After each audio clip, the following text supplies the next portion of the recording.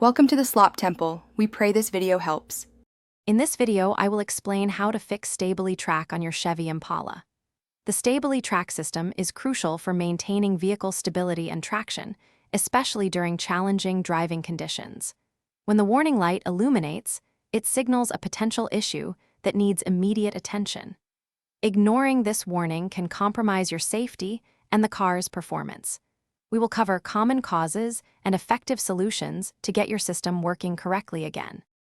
First, begin by checking the simplest potential issues.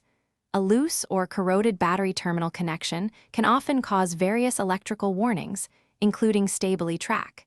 Next, visually inspect all 4 wheel speed sensors for any visible damage or accumulated debris.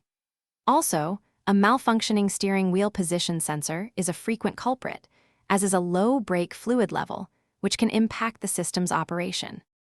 For more advanced diagnostics, use an OBD2 scanner to retrieve any stored diagnostic trouble codes, which will pinpoint specific component failures. If indicated, replacing a faulty brake pedal position sensor is a common repair. Issues with the electronic brake control module, or EBCOM, may require professional attention. Always ensure your tires are properly inflated and aligned, as this significantly impacts Stabilitrak performance. To prevent future Stabilitrak issues, consistent vehicle maintenance is key.